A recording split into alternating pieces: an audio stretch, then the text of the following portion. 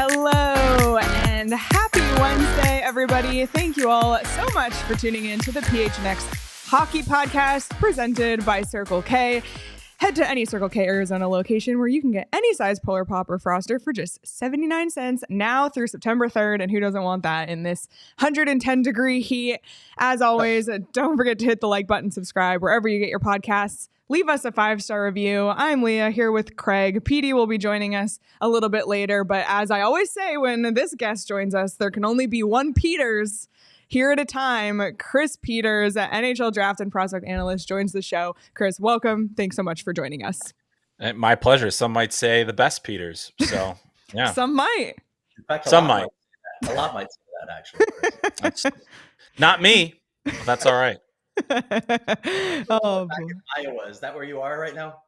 I am. Yep, I am in the great state of Iowa where it's 92 and humid. So I'm going to say it's worse than where it is by you. Yeah, pick your poison with humidity. that one for sure. Yeah, exactly. Well, before we get rolling, I should tell, and Leah already knows this, I'm currently sitting in one of the wings of my house where the air conditioning unit has decided to quit just as summer hits. So you're going to melt as this podcast goes on?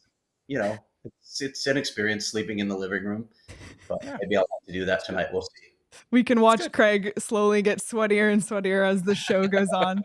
Great.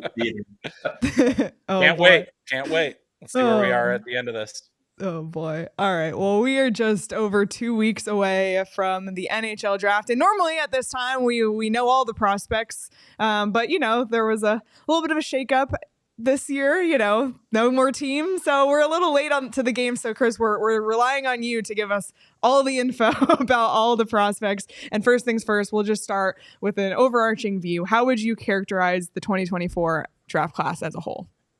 I think it's a fairly unique class in that obviously we have a tremendous player at the top in Macklin Celebrini, but really you look at the quality of the D in this class and the number of defensemen that could potentially go very, very high and the varying orders that they could go in. And that makes it really interesting. That makes it, that kind of changes the dynamic of the first round. And as we've seen in previous drafts, the big defensemen, that run can start pretty early and it can push some of these other forwards down. But, I think like most drafts, this has got a really good player at the top, but then you've got kind of things even out as you go further, and probably about halfway through the first round, you're talking about a significant drop off in tier of player, with the caveat being that, there's a Trevor Connolly in this draft that has a number of other things, but if he was just on hockey, he'd probably be in that upper tier. So there's the opportunity for a team to potentially get some value in terms of on ice component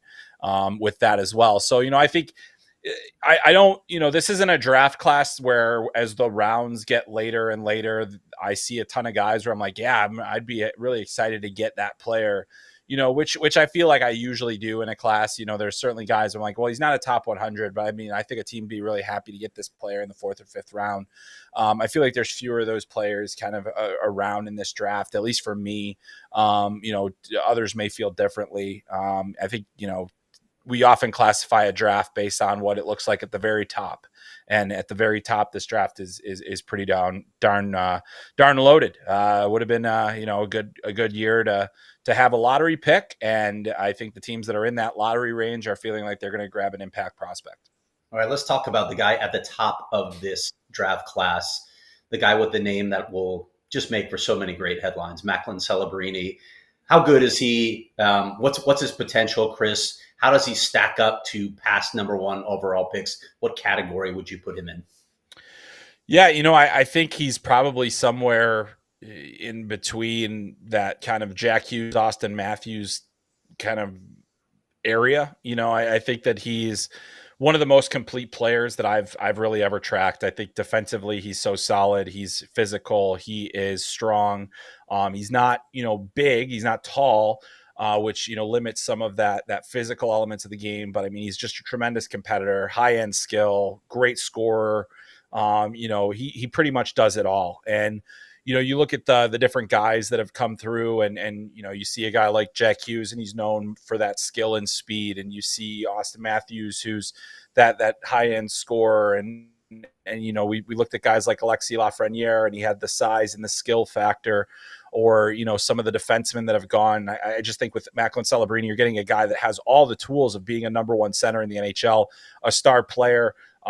Throughout the season, head coach Jay Pandolfo called him Sidney Crosby light, which I've said it many times. I push back a little bit anytime you invoke the name of Sidney Crosby on a prospect, but I really do feel like there are a lot of similarities. And truthfully, Celebrini was very close in terms of the numbers that Sidney Crosby put up way back when he was at Shattuck St. Mary's, and then kind of followed a somewhat similar path. Obviously, Crosby went from the Shattuck to the QMJHL, and then Celebrini went the college route. But over the last 2 seasons, we've seen a player that has done nothing but do unprecedented things. Winning the Hobey Baker, winning the USHL Forward, Rookie, and MVP awards, Forward of the Year, Rookie of the Year, Player of the Year. Just having the highest point total ever by a 16-year-old in that league. I mean, he just sets new benchmarks wherever he goes. So to me, he's a special player, a franchise cornerstone, a guy that's going to make the San Jose Sharks, once they call his name, a lot better the second he throws that jersey over his head. So I think that's a very special player. All right. Well, you mentioned that it's a very defenseman heavy draft. So I'm curious, from your point of view, how many defensemen you think could go in the top 10 of this draft, and who you think is the best defenseman out of this group? Yeah, it's very hard to say. It's going to come down to what teams prefer, but I think that there's at least the possibility that we're going to see 6 defensemen go within the top 10 picks of this draft. Now, it's more likely that one of those 6 is going to drop out, but I don't think it'll be 5. So that's kind of the crazy part here, is that we're talking about some top end guys.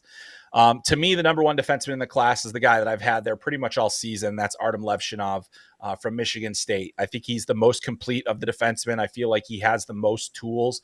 He's very skilled. He's a good skater. He has size. He has some physicality. His defensive game is improving and getting better as he gets more experience and just more general, physical strength and everything like that. To me, he's just, it's not just that he's a safe pick in terms of the talent that he has, because I think he probably also has the highest floor of any of these players. It's just that, I've watched him over 2 years, and I've seen a player that was in the USHL at the same age as Owen Power and much better than Owen Power was. And Owen Power was a number 1 pick. I saw him do the same thing his freshman year in college and have a much more impactful freshman season than Owen Power did. They're not one-to-one comparable players, but you're looking at the different guys that have done it. And really, if Zeev Buium didn't exist, and Zeev Buium is in this class and is one of those 6 defensemen that I think could go in the top 10, we're talking about a historic season for a draft-eligible defenseman from Levshinov himself. It would have been better than Quinn Hughes. It would have been better, than Charlie McAvoy and different players that have become impact players. So to me, he's the best of that group. But really, you talk around the league and you will get tons of different orders for this defense class, and the 6 guys, I might as well mention them all just to mention who they are. But you've got, Artem Levshinov, Anton Salayev, 6'7" defenseman out of Russia, kind of a boom bust potential pick there, because I think there's so much unknown about him. But you saw, the Coyotes took Simashev last year, and really there's more of a track record with what Salayev did this season. And then you look at Sam Dickinson from the London Knights, 70 plus points as a 6'3" athletic defenseman. Zane Parekh, 96 points in the OHL, one of the best draft eligible seasons ever in that league by a defenseman, point production wise, wins the Memorial Cup. That's another guy. Zeev Buium, over 50 points in college hockey this season. He's the first draft eligible freshman to do that in decades. And really, he's a dynamic talent. And then you've also got Carter Yakimchuk, who is a 6'3" right shot defenseman who put up 30 goals this season in the WHL. I mean, we're talking about guys that have done things that you just don't see very often. And they're all, you've got different, the Perek and Bouillon don't have the size that the other guys do, but they have the dynamic skill set that just no one can match. And so there's always something in there. So I think you're looking at guys, each of whom have a case to be a top 4, a top pairing. I think in guys like Levshinov's case, a number 1 defenseman. Does it go any deeper than that? Or is it just those 6 guys that we're talking about as top 4 or top pair guys? I think there's a real separation between those 2 guys and then the next group. The thing is that there are some wild cards in the mix of that next tier defenseman. Adam Juracek missed almost all of the season. The second half of the season was, probably underwhelming in the first half of the season. And then he gets hurt at the World Juniors, doesn't play, wasn't able to test, didn't even get measured at the NHL scouting combine. So this is a guy that there's so much unknown about. Stian Solberg from Norway is a late charging pick who basically put himself way into the first round conversation with how good he was at the Men's World Championship. 6'2" defenseman with physicality and strength. And then you've got other guys like EJ Emery, Charlie Ellick, don't necessarily have that high-end offensive game. Cole Hudson, high-end offensive game, but not very big. Aaron Kiviharju, whose dad, works for Arizona and now Utah. Not 5'9.5" defenseman who missed all of the season with a knee injury, but before the season was coming in as a top tier prospect. So those are the other names you'll probably hear in the mix. I think there's a clear separation between the 6 guys at the top and then the next group. Chris, this is an interesting draft class from my point of view because everyone is like 100% sure about Celebrini at number 1, but then I have not seen 2 mock drafts or draft rankings that have everybody after that slated the same way. So I'm curious, what's your read on how things could unfold and why does there seem to be so much uncertainty across the board? Well, there's going to be some growing clarity, and not all mock drafts are created equal as well. In terms of the preparation and the knowledge that goes into them. But even somebody like myself who does it, and last year I'm embarrassed by my mock draft at the end of the last season. So like it can happen to anybody, but I do think that the way the winds are blowing right now, I feel like we're starting to see the same 5 players mentioned as top 5 picks in this class. And that now includes Caden Lindstrom from the Medicine Hat Tigers. I think, Ivan Demidov has been in there. Anton Salayev has been in there. Lev Shinov has been in there.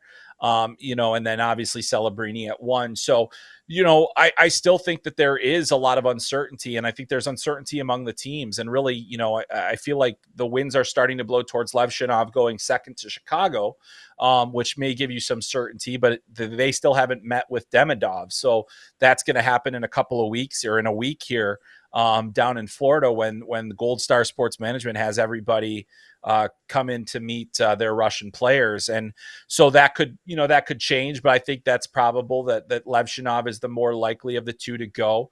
And then you go to Anaheim and really real wild card team. They went and got Leo Carlsson last year. And, it seemed like Adam Fantilli just screamed their kind of player, but they went with a guy that they felt had a little bit higher upside in Leo Carlsson. And if that, we'll see, time will tell over that. But Pat Verbeek has been a very difficult GM to get a read on. They've had some turnover in their scouting staff too, so you never really know. But, that's going to be really interesting to see where things go in terms of what the Ducks do. But I think we're looking at, more than likely, our sense is that Salayev, Lindstrom, and Demidov, potentially in that order, go in those next 3 picks, which will be really telling. And then, as soon as Lev Shinov goes, that starts the run on defenseman. Maybe it's Salayev next, could be Dickinson, could be Yakimchuk, could be Boone. I mean, really, any of those players, Perek as well, could all slip into that top 5 and really disrupt things. All right, 2-part question here. Give us some dark horse names for guys who could jump up into the first round. And then, given the fact that you don't think this is as deep a draft as past drafts, are you hearing any chatter about teams trying to move up?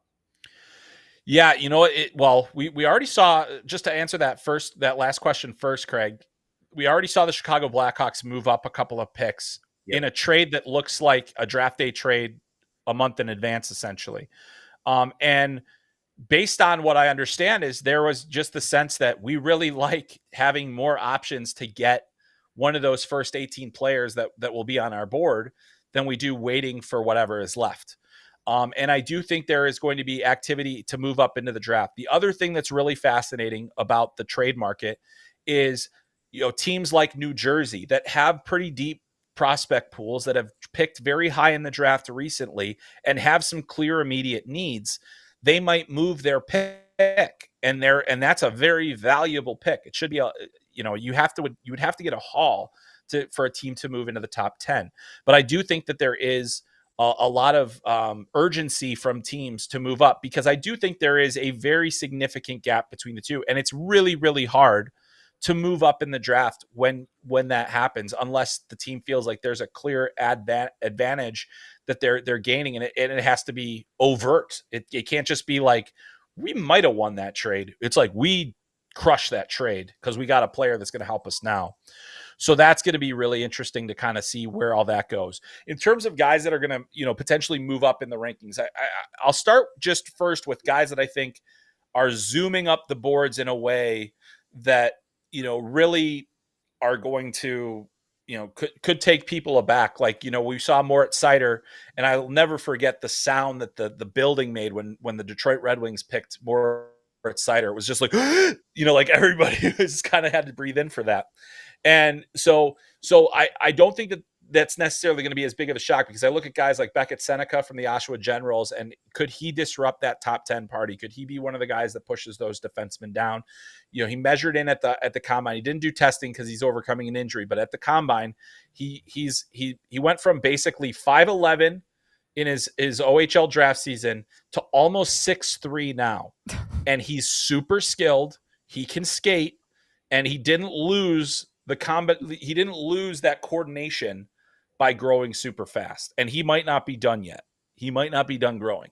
So we're talking about a potential 6'3" player with hands, elite hands, and scoring ability. That's a guy that could certainly get into that top 10 conversation, and possibly the top 6 conversation, thinking about where things could stand there. I mentioned Stian Solberg. He kind of came out of nowhere. Very well could be a mid-round pick at this point.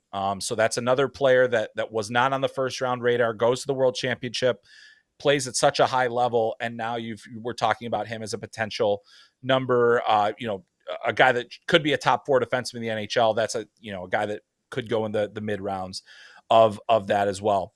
Another guy that I think is going to be a real wild card is Dean Letourneau, who is a 6'7" forward, played at St. Andrews College. So it's not a high level of competition relative to a lot of the players in the draft.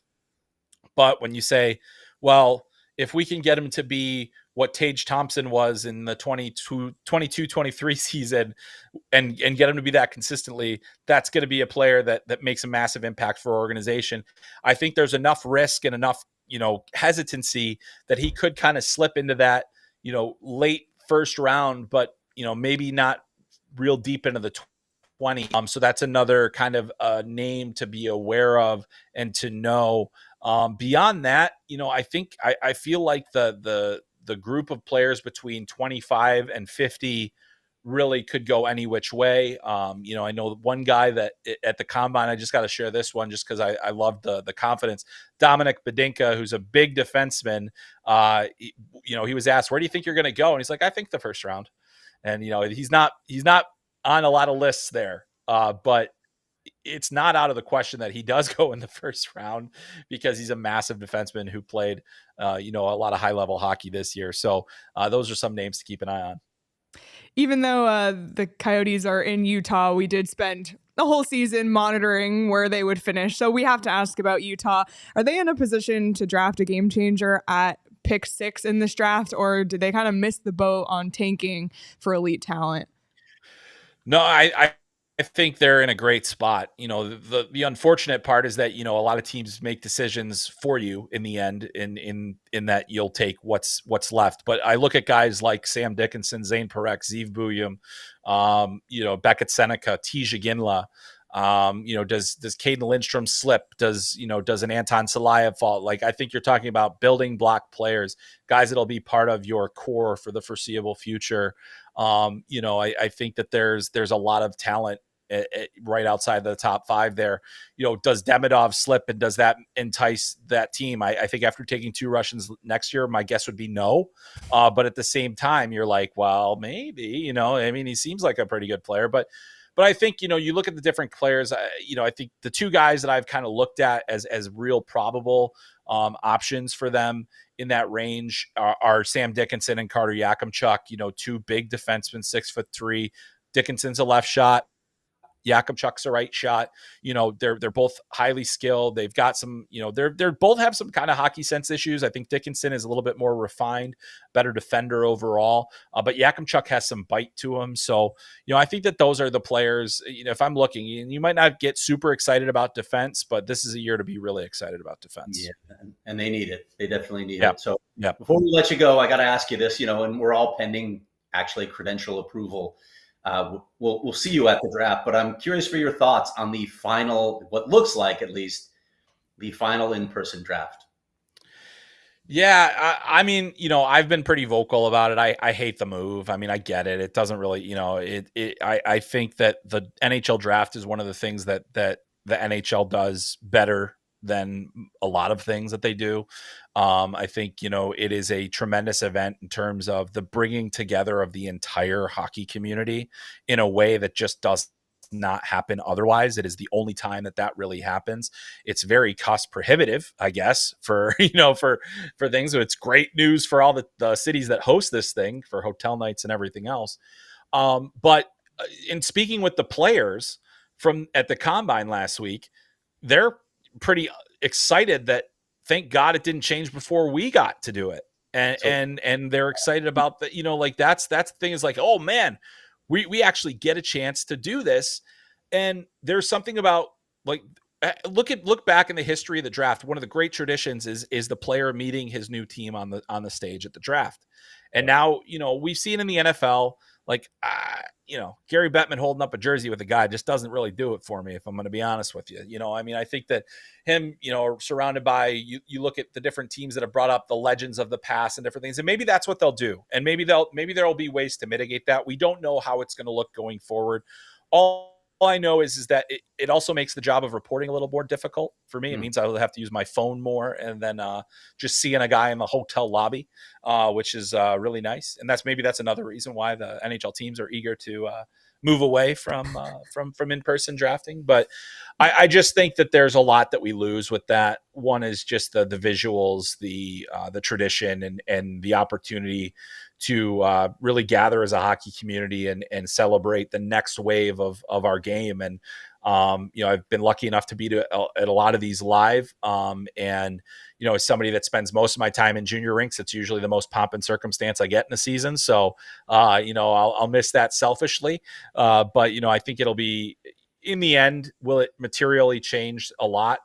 Probably not. It's just going to definitely not look as good as I think it used to. So we'll see what they do. I give the NHL time to figure out what it's going to look like, but I'm going to miss it for sure. Yeah, the 2 things you raised there, it's about relationship building, and that's always what I've loved across. Whether you're talking to executives, league officials, or if you're talking to other media members or fans, it's the relationships. That's what creates a hockey community. And then the other thing that, for some reason, is getting lost is how special that day is for the players. You're Exactly. taking that because you're worried about whether it's cost or, the turnaround before free agency. This makes it easier on executives. It's about the players. It's not about you. So I wish they would focus on that, but I think that ship has probably already sailed. Oh yeah, she long gone. But I agree. And I'm always somebody that wants the best experience for these players. It's such a long season for those guys. This draft season, it's such a grind. And especially when they get to that last month where it's the combine, it's the draft, it's all this other stuff. It's just, there's so much that's put on their plates. It's a pretty overwhelming thing, but they get that release at the end. So, well, all good things must come to an end. We'll see you in Vegas soon, my friend. Thank you so much. Yeah, let's hope. And dropping unbelievable insight on us, as you always do. Hey, my pleasure. It's great to be with you guys. Always fun. Let's keep it going. Thanks, Chris. Really appreciate it.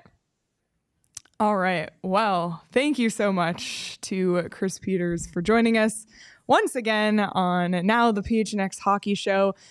We rely on all of his work and the work of some other talented individuals to help prepare us for the NHL Draft. It's one of my favorite things of the whole calendar. It has been since I was young. I love watching the NHL Draft, Craig. So I'm sad to see the centralized version of it coming to an end, but it should be a thrilling last one. Yeah, I'm looking forward to it. I can't believe we're all going, Leah. It's kind of cool that we're still going, and it feels like we should, since it's the last one that's going to be this sort of format. So I am looking forward to it, but of course it's going to be a quick turnaround for the two of us after the land auction. Yes, it is. We'll talk more about the land auction a little later in the show, but we will be driving to Vegas, Craig, in my car, and lucky for us, there's plenty of Circle K's along the route to Las Vegas. So plenty of opportunities not only to stop for gas, but to stop for snacks and nice refreshing drinks, which is essential in the summer heat of both Arizona and Las Vegas. When you are join the Inner Circle, you get tons of perks like 25 cents per gallon on your first 5 fill-ups, 3 cents per gallon every day after that. I actually got gas at Circle K yesterday. 3 cents. It just automatically applies it on the machine once you put your phone number in. It's great. And plus, you can enjoy your member exclusive beverage deal. The Inner You can get any size Polar Pop or Froster for just 79 cents now through September 3rd at any Arizona location. So don't miss out on that. Join the Inner Circle for free by downloading the Circle K app today. Terms and conditions apply at participating locations. Visit circlek.com for details. And for all the money you save on gas, you can put it in your own vault at Desert Financial Credit Union. Desert Financial Credit Union, not only have they been around for more than 84 years, they're also the trusted banker of the Morgan family, which, you know, if it's good enough for Craig, it's probably too good for you, as we like to say. But sincerely, Desert Financial, they can help out with checkings and savings account, mortgages, loans, credit cards, investment options, and more. Join a credit union that's committed to giving back to the community and sharing success with its members. And when you open a free checking account online, get $200 in bonuses. Who doesn't want an extra $200, especially right before we head to Vegas for the draft? Get started by visiting desertfinancial.com/200. Do we have a planned route to Vegas, by the way? I don't think so. I don't know. Just curious if we're going through WikiUp, the sprawling metropolis of WikiUp. And, you know, have you done that route? You've done that route where it's just desert all the way to Kingman? Yeah. We go up through Flag. I don't know. But either way, you know, we can always stop at my vault. We'll get some money from Desert Financial. Perfect. And then I'm buying snacks at Circle K. Perfect. I'm all in. Let's go. Craig, do it. Was that an ad read? Did you just do an ad read? Just a promise. Just a promise, Daniel. Oh my goodness. All right. Well, we are now joined by our next Peters of the show. Petey is in Edmonton checking in from, what's the arena called there? Rogers Arena? Yeah, Rogers Arena. Can you hear me, first of all, Leah? Because I always got to check that first. Are we good? Yes, we can hear you loud and clear. Yeah, inside the arena right now and getting ready for Game 3 tomorrow. And we'll see. The big news around here is the same news everywhere. Is Sasha Barkov going to play? And right now, things look really positive today. Florida skated in Florida today. They're trying to get out with all the rain going on down in South Florida. They're trying to get out. But Barkov did skate, get through the practice today. Maurice was optimistic, but they're still listing him as questionable right now. But expect him to play tomorrow night in Game 3. Petey, Yeah, my pet rat Sasha says he's playing, so I believe it. Oh, good Lord. Yeah, I saw that. That's good TV, Craig. Oh, that's good TV. You working on the playoff here, buddy? Look at I that. do. I don't bring all of the accoutrements. I need to keep that nice and tidy. So the longer this goes, I could be in trouble. Before we talk about hockey, PD, as per routine on the show, we need to talk about travel because you're on the road, Tales from the Road, and if you're a diehard and we're in our diehard only Discord, you got to hear PD's travel adventures to Edmonton yesterday. But PD, will you please, for everybody else, recap how you got to Edmonton yesterday? Yeah, there's a couple of highlights that we need to talk about. First off, it started when I get to the airport. You know how you buy your bag the night before? You know, because I'm prepared. You know me. Those kind of things make changes. So I in my code to get my little sticker out the machine. Oh, I froze, but I'm going to keep talking. Can I keep talking? Do you Yes, still hear keep me? talking. Keep talking. So the sticker didn't come out. And so I said, okay, I'll do it again. I bought another one. And this time the sticker did come out. So now I bought 2 bags and they charge you more for the second bag. Put my bag on the scale, 51.5 pounds. 51.5. So now I'm pulling in the line. I'm in line and I'm shuffling through my bag, shoving stuff from my bag into my backpack. So now my backpack literally weighs 40 pounds. See, yeah, throw that up. Might as well throw it. Am I that bad? Danielle just didn't want to look at you anymore. I understand that. So now my bag is so heavy, but we're all in good territory here. Get on the plane. If you know South Florida, it rains. We get on the tarmac, and there is nothing worse than you're on the tarmac, next up for takeoff, and the pilot comes on and says, they have shut down the airport. You're on the plane. And now the heat doesn't work because they turn off the engines, or the air. So now you're leaking. Start up the engines again. We go, okay, we're next. We're going. We're shutting down the airport again. So we had 2 shutdowns. I had an hour layover in Denver. I have now been on the tarmac for an hour and 10 in Miami. So I was a little nervous, but all things worked out. I had a little more luck than Craig and you did. Made my connection, and I was able to make it into Edmonton when it was bright and sunny. By the time, literally, it's a true story, dropped my bags, went to go have dinner, stepped 1 foot outside, pouring rain. So I cannot get away from this goddamn rain. Walked here today with the producer from the studio show, and we got stuck in the rain again. I just looked outside now, stopped raining. It's just I don't know if it's just a black cloud literally following me everywhere in these playoffs. Oh my Lord, classic. But you did mention too, didn't they hold the plane at your layover because so many people on your Florida flight were going to Edmonton? Luckily, otherwise it would have left. So we had people raise our hands. How many people are trying to catch the flight? There were over 50 people from our flight. We had all the people from TSN. We had people from the NHL Network. We had French, our RDS from Canada. Like there were so many people on that flight. So it wouldn't have taken off with an empty plane up to Edmonton. So yeah, honestly, it all worked out. And actually, Leah, I didn't tell you this part. Where I got in my middle seat in row 29 for another flight, a gentleman said, "Hey, can you take this window seat so I can sit by my wife?" Buddy, yes, you can. So it all worked out great. That's a lucky thing that happened. Yeah. All right. Pete, tilted my head against the window and slept for 2 hours. Perfect. Open for a 5-game series for you, buddy. I mean, not necessarily a sweep, but yeah, we've all mentally prepared on the truck for 5. That's kind of where our headspace is right now. We're thinking 5. We can all live with 5. 6. I think if it goes 7, people will quit. I just have that feeling that's just too much. And I might be one of those people heading back to Arizona saying, "Screw this, I'm done." Because I don't. It's a long ass way. Like there are some people that are much more important than myself at ESPN that flew on a charter plane from Fort Lauderdale to here, and they had to stop for fuel in Kansas City, and they still had an incredibly long day. More comfortable, but still, it's just too far. Yep. Oi. Well, let's talk hockey, Petey. You've been on the ground. You were there for games 1 and 2. We have game 3 tomorrow night. Florida up 2-0. Won the first 2 games 3-0, and then 4-1. What is your biggest takeaway from games 1 and 2? He might be frozen though, so maybe I'll ask Craig for now. Biggest takeaways from games 1 and 2, and what you're looking ahead to in game 3. Well, I think Petey's back here. He's unfrozen. Are you unfrozen, Petey? Maybe not. Okay. Well, the Florida Panthers. Oh, there we go. Go for it. Maybe. They I know. Well, the Florida. I don't know. Can you hear me now? I would go outside. I don't want to disconnect my Wi-Fi now, though. No, am you're I okay? Just keep going. Ride the wave. I'm catching up.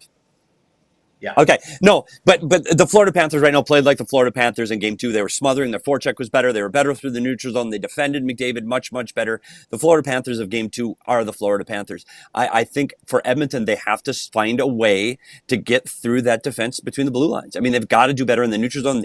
Game 1, they had much more effective at getting odd man rush chances. They were better off the rush. They used their speed, McDavid especially. If they can't get through the neutral zone clean, they cannot beat this Florida Panthers team. They just can't get enough opportunities on the best goalie in the playoffs right now in Bobrovsky, who's clearly the Conn Smythe favorite right now because of his play. And if you can't get to the inside and get opportunities from the slot area, from the top of the circles down, you're not going to score on them, period. So Edmonton really has to find a way to solve this defense. And the way they do that is they need to move the puck quicker and they need to use their speed. The problem is McDavid tries to do it all by himself. And so if you saw from game 2, the Florida Panthers defended as a group of 5 against Connor McDavid, and they kept handing him off. And Connor McDavid, he looked really cool in the offensive zone skating around, but he couldn't get to the inside. He's got to move the puck. And it's a tendency for this Edmonton Oilers team, when they get into trouble, they rely too much on McDavid and Draisaitl, and they try to do it by themselves, and that's not going to work. They have to beat the Florida Panthers as a team. Now, having said all of those things, this community really rallies again. It rallies for their team. And I think this city is going to be buzzing tomorrow. I think the arena is going to be unbelievable tomorrow.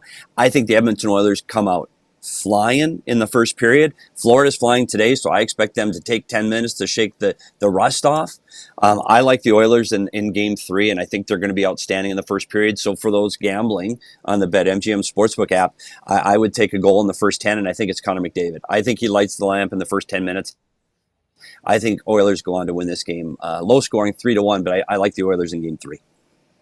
Okay. But you like a split in Edmonton? Are you thinking split? Yeah, and I think once Florida gets through that, I think they adjust just like they did between game 1 and 2. And I think the Florida Panthers, I think they take care of business in game 4. I think they wear teams down. And the concern for Edmonton now is you have to start thinking you have to beat Florida 4 out of 6 times. And I don't know if there's anybody that can beat Florida 4 out of 6 times right now. And if it goes back to Florida for game 5, I think it ends there. I think Florida is just way too difficult to defend, way too well. They stick to their game plan. They play the exact same way. They wore the New York Rangers down. They're going to wear down the Edmonton Oilers as well.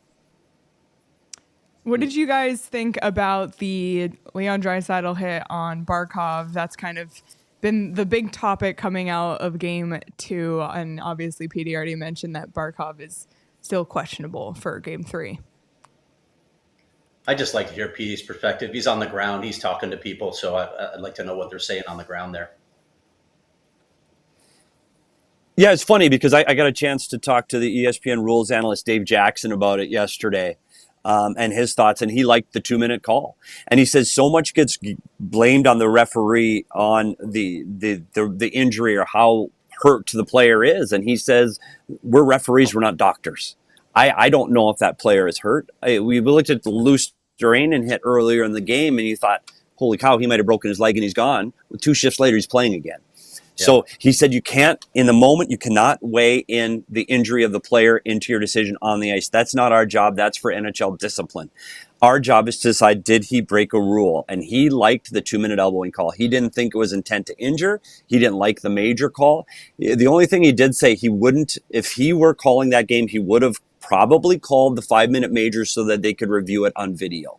And he said then they can always rescind it or lower it to a 2. So he said if he was calling that game, he probably would have called the 5 and he probably would have adjusted it down to a 2. So he didn't mind the 2. I think when you slow it down and watch it over and over again, the look of Draisaitl's feet is much more egregious than I think it is when you play it fast, because it does look like he's making a really big jump and trying to target the head.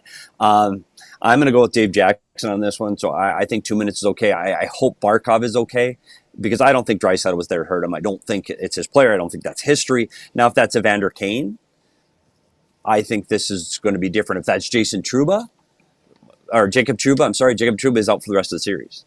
Yeah. If that's Trouba making that hit. So again, it's history does play a big role. We talked to Ray Whitney about that. History matters. Yep. And player safety ultimately agreed with the call. So honestly, like watching it, I do too. So I just was curious what the perspective was on the ground from people who are far more versed in looking at this stuff. So thanks for that. Craig, I'm curious. We got Petey's thoughts. What do you think about Game 3? You think it's going to swing in Edmonton's way, or what are you thinking? I do think Edmonton's going to win this game, but I think it's sort of a last hurrah for them. I really look at this as a 5-game series. I was a little surprised by Game 1. I didn't expect that, and it gave me pause. I was starting to think, like, have we just continually misjudged the Edmonton Oilers? Are they better than we think? But then, like Petey said, the real Florida Panthers showed up in Game 2. They were dominant in that game, and that's what I expect to see from them most of the rest of this series. I do think there will be an emotional response from Edmonton, but over the course of time, as they've done with every team in the postseason, they wear you down. And I keep saying this. I've been saying this since they came to Arizona, I think right after the new year. They're the best team I've seen all season. Nothing has shaken me from that belief. Yeah, I completely agree with you, Craig, on that one. Should be interesting to watch the rest of the series, and we'll hope for Petey's sake that it doesn't go very long, although Danielle, I'm sure, would like to see it go the distance. Danielle, the noted oil man. The big oil fan. Yeah, podcast. the oil man. Oh, we're supposed to run into the oil man today. I'm supposed to try to find DJ Bean is supposed to be here today. I kind of forgot about that until you just mentioned the oil man. So I will be on the lookout and hopefully get some content with some of the guys from the What Chaos crew. So it should be fun. Nice. Oh man. Sorry about that. My audio video today. I will do much better next time, Leah. I promise. It's all good. It's all good. You're in the bowels of a hockey arena, so I didn't have high hopes for the video quality, but your sound's been good. So, Petey, anything else before we let you get out of here? No, I think it is something to watch tonight to see if this Oiler team can respond, because I do think you're seeing their best players be frustrated. And I think McDavid's wearing it very heavily. And again, he only had 3 shots on goal last game. That's not like him. And I do get afraid that when their top players try to do too much, they're not the Edmonton Oilers that we saw earlier in the playoffs. This team was better when Connor McDavid did less. By doing less, he created more. And I know that sounds counterintuitive, but he played too many minutes, put in too many situations, and they rely too heavily just on him. I think you're going to need to look for more secondary scoring from the Oilers tomorrow night, and I'm not sure where that's going to come from. Kane is still injured and lower in the lineup. Draisaitl has not been himself in this series. I'm not sure who's bringing that secondary scoring. I think they need Zach Hyman to get on the offensive side of the score sheet as well. So there's a lot to look for, a lot of drama in this Game 3. I just hope for a good hockey game because I want people to be watching the Stanley Cup playoffs. So let's hope for a really good hockey game tomorrow night here up in Edmonton. Absolutely. Well, Petey, thanks for checking in. Thanks for everything you're doing there on the ground. For those who didn't see, Petey did, I guess it was more of a standing and chatting than a walking and talking. Yes. But with ESPN reporter Emily Kaplan, I thought it was great. Really got to see more about her personality, learn more about her. So that's up on our YouTube channel right now, PHNX Sports. Petey's also been breaking down plays after every single game on his Twitter at @SPetersHockey. So check that out. And as he just implied, lots of content to come over on our YouTube channel. So make sure you subscribe to PHNX Sports. Petey, keep dry and have fun, as Danielle said, in God's country. Yeah, where she's never been. Yeah, thanks everybody. Can't wait to get back to that dry heat. I'm ready. Let's get home. Thanks for having me on. We'll see you guys over the next few days. Leah, travel safe. Actually able to find Wi-Fi. I didn't know it existed north of the Arctic Circle. So thank you for doing that, buddy. Yeah, yeah, that's why it's a little sketchy here. We are close to the Arctic Circle here. Oh, all right. Bye, Petey. Oh, man. Well, bye, Craig, you and I, we once just straight up didn't have Wi-Fi in the whole country the last time we were in Canada together.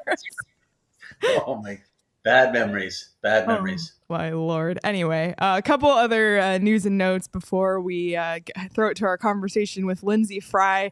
Craig, this morning you tweeted, we're going to pivot to ASU hockey for a moment because Craig, this morning you tweeted that Albie O'Connell is leaving ASU after one season for an opportunity with an NHL team. Albie O'Connell, of course, famed college hockey recruiter. That was a huge get for ASU last season, and we saw the fruits of it already pay off with some of the recruits that they got over this last season. But he is leaving for a job with an NHL team, so you have to look at that, as a positive rather than, oh no, why did he leave after 1 year? To me, it's all positive. You followed up with that there's a ton of interest in the current position from a lot of NHL college and junior circles. So it seems like, it's a tough loss for ASU, but it'll be fine overall. That's my read on it, at least. Yeah, it'll be fine. And like you said, this is just a great opportunity. There's no acrimony here. I don't want to be a part of this program. This is just a really good opportunity, and this happens all the time in this industry. You get a good opportunity that pays well, you're going to move on, and more details of that will come out eventually. But yeah, my understanding is there's a ton of interest in this job, and why wouldn't there be? There aren't that many of these gigs anyway. And then, you might get to live in Arizona, which we know a lot of hockey people in particular really like doing. So Greg Powers is probably going to be really busy over the next month plus interviewing candidates and trying to whittle this down. He still has Dana Borges, though. We're going to dive back into Sun Devil hockey a little later this month when some of the players arrive on campus and we can start talking to people again and gearing up for the next season. But yeah, tough loss. I'm going to miss Albie. We had him on the show and we got to enjoy his anecdotes, his sense of humor, and that wicked Boston accent. But I wish him well, and I'm sure the Sun Devils are going to find another replacement. They'll be just fine. Yes, and Albie O'Connell no longer has to deal with the creatures living in the Arizona desert. No way. that he so feared. So we'll see. Oh my goodness. All right. Well, before we move on, I want to let everybody know that 1 week from tomorrow is our first ever PHNX trivia night. Craig, I hope you're coming because I want to be on your team. June 20th from 7 to 9 out at Chicken and Pickle. And if you've never been to Chicken and Pickle, by the way, what a spot. Amazing. And I'm super excited for our trivia night. It's Arizona sports themed trivia. Bring your team of up to 4 to compete against other Valley diehards for prizes, including Chicken and Pickle gift cards, PHNX locker merch, and more. And there'll also be food and drink specials all night. So check it out. Go phnx.com/events. Craig, are you going? Theme. Yeah, I'm going. And I'm kind of old, so I have a deep memory. Long as I can recall things, as long as I can bring them back up, find those pathways to recall the information, I might be good. I think I want you on my team, I think. And I'm going to be exhausted because I'll have just come back from my trip like on the red eye the night before. So I'm going to need you to carry the team. Oh boy. But we mentioned prizes of PHNX locker merch. If you haven't seen it yet, we have a new merch line over at phnxlocker.com, and I couldn't be more excited about it. The Valley collection. Here it is. We have a collaboration with State 48, college themed shirt, food truck theme shirt. We have tank tops, Year of the Snake. What a collection. I absolutely love it. So make sure you go and shop yours now. phnxlocker.com. If you're a diehard, 20% off all these. If you're not a diehard, get one for free when you sign up to become a diehard. So great collection, phnxlocker.com. Leah, guess what? What? My AC is working. This guy works fast. Wow. I meant to tell you, I couldn't believe you got a tech out the next day. Like, that's rare. That's why it's important to have people like this in your life. And I know we can't do free ad reads, so I won't mention the name of the company. But shout out to Ed for responding to my text message last night, showing up this morning, and showing up while we started, just as we started the podcast, and finishing the repair before we ended the podcast. Wow. That's lucky. Yeah. You don't want to be without AC too long at this time of year. So that's good news. I'm glad that you're probably sweating a little less, but somebody who might be sweating has this for a transition. Alex Morello, the auction just 2 weeks and 1 day away. Yes, it's PHNX land development time on the show. Craig, last night we saw a tweet from Richard Rodier about bidders at the land auction, and he said, sources, the June 27th land auction in Phoenix already has 4 bidders registered, including Morello. That means there will be at least 3 bidders against Morello and maybe more, as there is still plenty of time for others to register. Should be interesting. Now, of course, we won't know for sure until the day of the auction, Craig, but Richard Rodier is a well-connected individual. Yes, he is. I saw some pushback, like as if he didn't know what he was talking about. Richard Rodier knows what he's talking about. You can trust that information. Will those people show up? Will they put down the deposit? I don't know. We'll know all of that day up, but it sounds like Alex Morello is going to have some competition for this piece of land. And we have suggested this on the show, that there was this narrative out there that people didn't want to be responsible for driving the Coyotes out of town. But now that the Coyotes are already gone, this is a really valuable piece of land, and there are other groups that would be interested in it. So as we've told everyone, we're going to be there on the ground to cover it. I still wonder about the tax abatements that we've talked about that the city of Phoenix does not seem willing to grant. I don't see how Alex Morello does this without that support. And as we mentioned, I think on the last show, there's also a zoning issue. Does this thing have to go before the city council and the mayor? Do they have to make the determination? Does it go one step farther than that? As many people are suggesting to me it might, does it go to referendum? If it goes to referendum, we all know what that means for Alex Morello. It's not going to pass referendum. So we'll see how this all plays out. I really can't figure out how he does this without those tax abatements. But again, he's got to win the auction. That's the only time you can start talk about rezoning with the city of Phoenix. They're not going to entertain those conversations till there's an actual landowner. We'll have much more on this. I'm planning a land auction primer. Those are words I never thought I would utter as a sports journalist. A land auction primer. But yes, I will have that for you the week of the land auction. I am so looking forward to putting that together. Oh my goodness. And of course, as you mentioned, we'll do a show after the auction where we'll also preview the auction in the show the week before. So lots of PHNX land development scheduled for the next 2 weeks. And by the way, just to, reiterate about the different narratives out there, I think there's this idea that there's only two ways this can go. Either he loses or he wins and gets it done. But don't forget about the third option. He wins and then faces all of the barriers that you just mentioned, Craig. And this thing either falls apart or gets drawn out. This isn't just one of two ways, but it all starts June 27th. We'll know one way or another, at least the next step in this process. So I can't believe it's already in 2 weeks. And then we leave for the draft. And then we leave for the kind of a busy week, but whatever. We'll just ride the wave. It's all good. Well, even though there's some uncertainty with how this could unfold, whether or not Alex Morello wins the auction, whether or not he's going to be the owner of the Arizona Coyotes 2.0 or not, we still want to help preserve hockey in Arizona. And that's something that Lydsey Fry and co are doing a great job of, because when they launched the Matt Shot Arizona Hockey Legacy Foundation, of course, Lyndsey joined the PHNX Coyotes show at the end of its tenure in April to talk about the launch. And this week, the Pledge campaign officially launched. We'll just let Lyndsey tell you about it, and then we'll talk about it after. So without further ado, here's Lydsey Fry.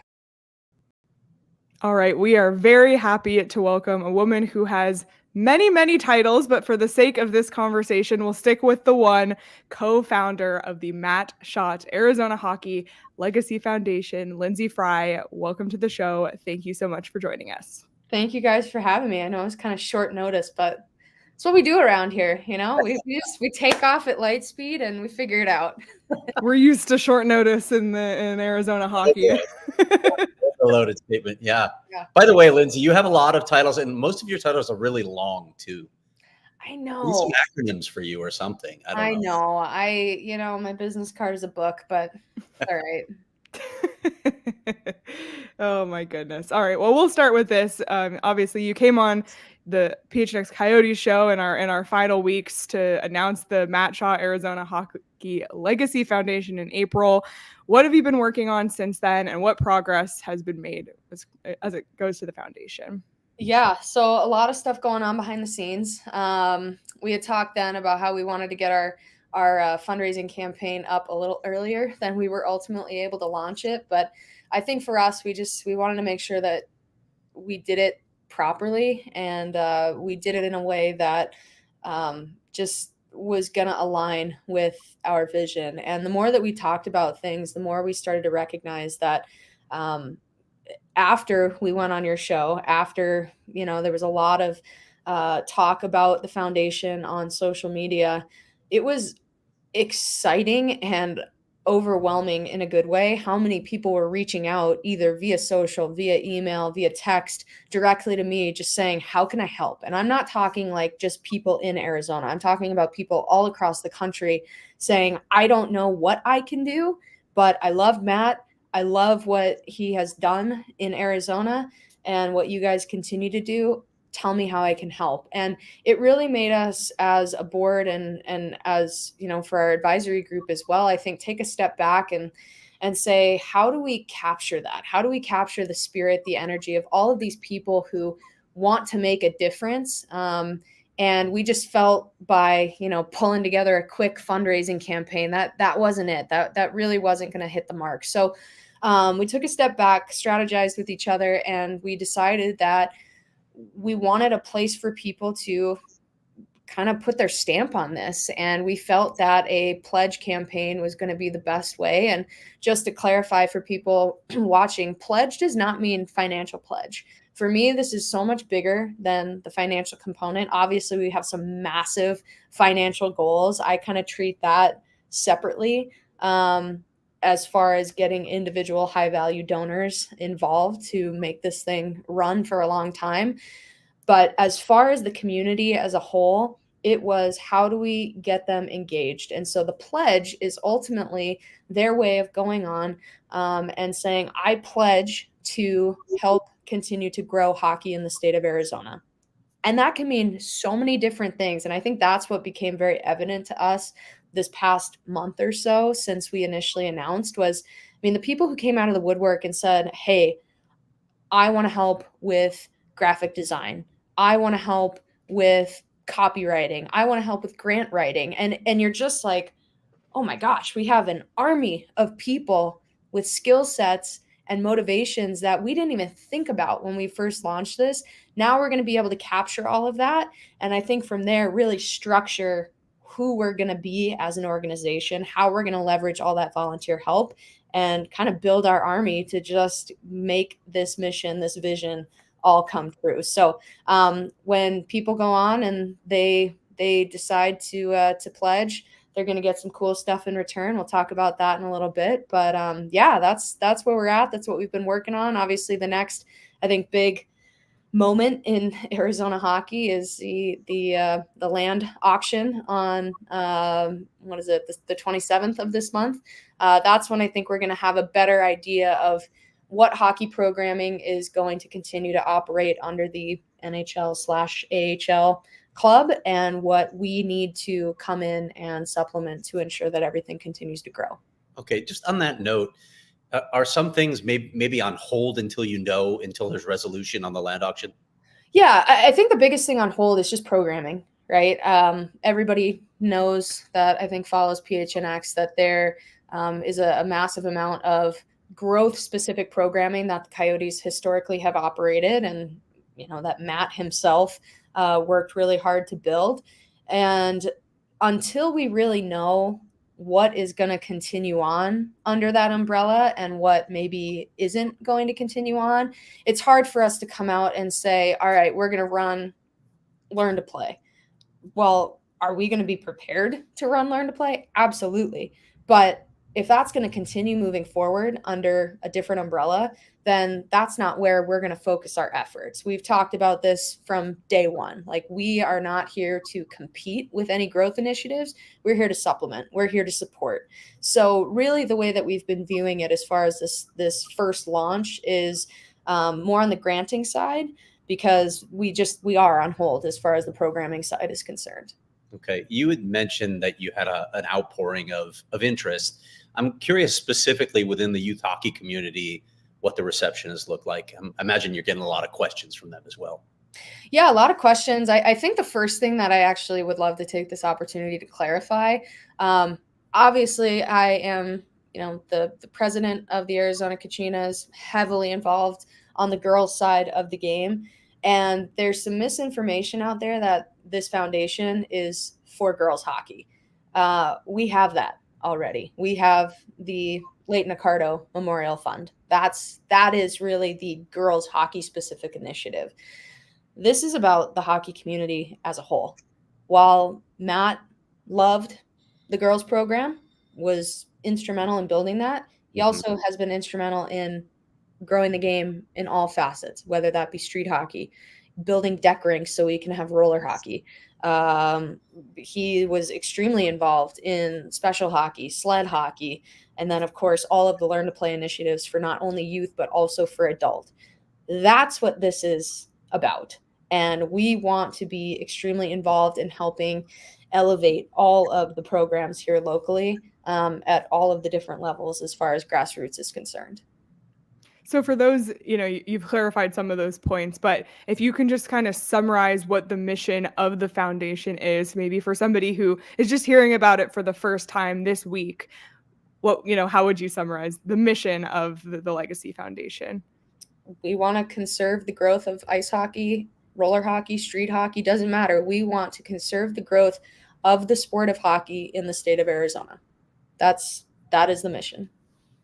Let's run through the gamut of ways people can get involved. You mentioned some of them already, but as you mentioned, people probably suggested ideas to you that you hadn't even thought about. Hey, I want to do this for the foundation. What are the many ways that people can get involved? What do you really need from people out there other than money? Yeah, well, money's always great. We love money. Awareness is a massive one right now. I think the biggest thing is if we can get more and more people to take the pledge, the better off we're going to be. People who are familiar with business, marketing, what have you, they understand that the more people that you have in your database, the more people you have supporting your cause, the easier it is to go out and get that grant money, the easier it is to go and get the sponsorship dollars for events or whatever it is that you're trying to do. So I think right now, the biggest thing that people can do, aside from making a donation, which we obviously appreciate, is take the pledge. Have your friends take the pledge. Reach out to everybody that you know. It doesn't matter if they're in the state of Arizona or not. If they're a hockey fan or a hockey player, and they have had somebody reach out to them and say, hey, sorry about the NHL team leaving, send them the pledge link, because that is the most simple way for people who, even if they're not in Arizona or even if they're not really a huge hockey fan, if they have empathy for what our community has gone through losing our NHL club, those are the people that can absolutely take the pledge, and we would invite them to do so. So I think that's first and foremost the biggest thing that people can do right now. Donate, take the pledge. Beyond that, we are going to, once we really kind of level out as to what programming is going to be run and what is going to be a high priority for us, coaching. We would love to have people come out and help get on the ice to grow some of these programs. Volunteerism. One of the things that I want to do, because I just think it's a good idea and brings the community together, is, all right, so let's say we don't necessarily have the ability to go and grant the rinks $20,000 each. One day, I would love for us to get to that point. But are there projects at all of the rinks that could use just volunteer support? Cleaning the glass. I would love to get 50 volunteers for a day to go clean the glass at one of the rinks. Simple, doesn't take a ton of effort. It just takes people's time to come out and do it. So that's just like one example from a volunteerism standpoint, but I want to figure out different ways that we can have our groups volunteer. If One Step Coyotes, the special hockey team in town, has an event and they come to us and say, hey, we want to blow this out for the kids, we want it to be awesome, can you get 150 people here? I'm sending that out to our database saying, hey, time for us to rally together. Let's go show up for the special hockey community. Those are the types of things that the ideas are just endless. And we talked about it back in April. This is an opportunity to unify our community in a moment where it could otherwise be fractured. Leah, maybe we could even repaint your missing eye on the logo at the ice. I will be the first one there with a paintbrush. Feels low priority on the list of things that you guys want to get done, but maybe one day. About that momentum. So the more people who take the pledge, the more that you can really show the impact that the hockey community has on people's lives. We want to essentially get in the next couple of weeks This is separate from the donor campaign that's out right now with the community, but we want to get essentially an operating fund of between $100,000 and $200,000 from some of those supporters. Reason being is because that's now going to give us the flexibility to essentially run a budget based on whatever it is that we do find to be priority. For me, the biggest thing is by the end of this month, when we know better what kind of the future holds with some of the programming and what's going on with the rinks, I want to be able to hit that, invisible button and be able to just go. I don't want it to be, ooh, man, if we wanted to do that, we're going to have to raise another 20 grand. I want to be able to just hit the ground running, because for me, this is not just talk. This is not just something that, we're going to come back on in 2 months and have another chat. In 2 months, I want to be able to say that we have provided grants to the local rinks or to the programs. Are they going to be massive grants right away? Maybe not, but could every program use an extra couple $1,000s for something to help grow the game in their rink, in their facility? Absolutely. So I think that's the biggest thing, is by the end of the summer, we want to be able to have a real operating fund to be able to start hitting the ground running. I want to be able to start getting dollars in people's hands to grow the game, particularly, programs outside of the girls program. And hopefully that doesn't strike a fence for any of our girls. They know how much I love them, and our parents know how much I care about the success of our program. But I think it's important for us to send that message that this is not about one group versus the other. This is about the hockey community continuing to grow. And then ask me about programming benchmarks in a month, and I'll let you know. All right, Lydsey Fry, major props and admiration for what you're doing for hockey in Arizona. It is greatly needed. It is greatly appreciated. Thank you. Absolutely. And for those can I show you guys what they get when they take the pledge? Yes, please. Yeah, sure. So if you're an individual and you take the pledge, you are going to get a Nice Matt Shot Arizona Hockey Legacy Foundation magnet. That's so awesome. I have one of these on the back of my car right now. It is currently the only one rolling around the city of Phoenix, but we will hopefully have many, many more. So any individual that takes the pledge gets one of these. We also have the option for organizations like youth hockey organizations to take the pledge. And then they can ask for as many helmet stickers as they need for their program. So we've got some helmet stickers. It's the initial mock-up. They're going to be a little bit bigger when we get the real ones. And then for rinks, if they want to take the pledge, then they'll get a banner that has the Matt Shot Legacy Foundation logo on it. And essentially it's just about that awareness. And we want people to look at that and go, hey, what's that all about? And just keep getting more and more people.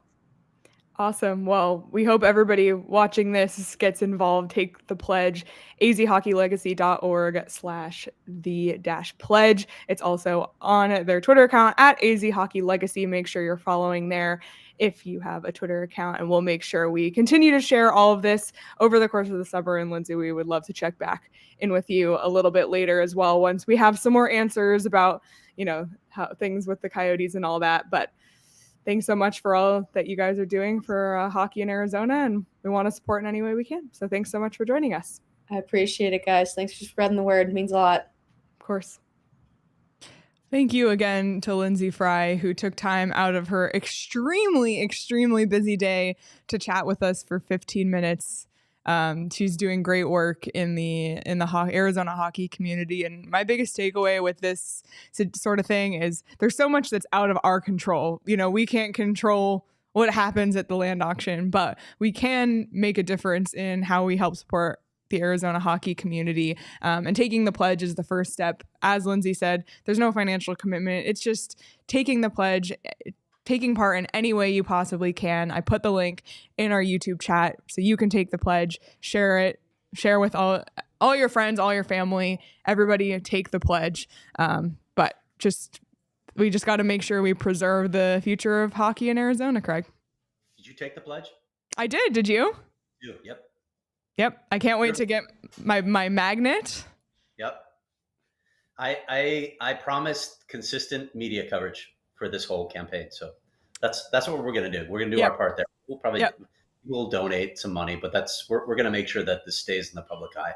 Absolutely. Absolutely. So no matter what happens on June 27th, we're taking the pledge, and we will continue to talk about ways that we can make a difference in the Arizona hockey community. Craig, long show today. We had a lot to talk about. Any final notes before we get out of here today?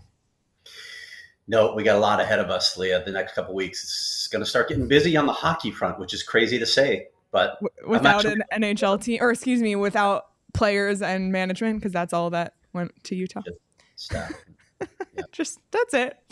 Oh boy. All right. Well, let me so first of all, just to let everyone behind the curtain, I'm taking a vacation tomorrow to Hawaii. Craig, I'm glad you're here to talk about this with me. Hawaii, yes. No, Kona, Big Island. Oh, you're going to the Big Island. My bad. But what I was thinking was I get to watch all the Stanley Cup games at 2 p.m., which is like Petey's dream situation. So I'm thrilled to get to watch all that. I'll be keeping tabs while I'm gone. But just so everybody knows our schedule coming up, Petey will have an audio episode early in the week next week, probably Monday from the road. If you guys missed the one earlier this week, definitely take a listen. As we talked to him about, he's talking to tons of people on the ground there. He's linking up with DJ Bean of What Chaos a little bit later today. So there's a lot going on the ground. Petey will report back early next week on an audio-only episode. So make sure you're subscribed wherever you get your podcasts. And then our live show next week will be on Friday, a little bit later in the week. So just mark your calendars. Friday, the 21st at 11 a.m. We will preview the land auction. I mean, this is PHNX land development after all, and we'll check in on everything else going on, because I'm sure things will unfold. Have my land primer ready to go that day then? Are you telling me that? Should I do that? I guess so, Craig. Okay, I can do that. Yeah.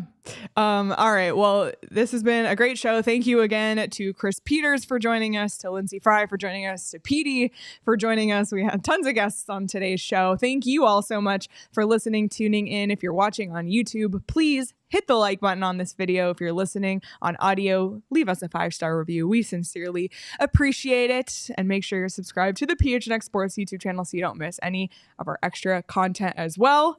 Have a great rest of your Wednesday, everybody, and we will talk to you all very soon. We all silly like the mayor.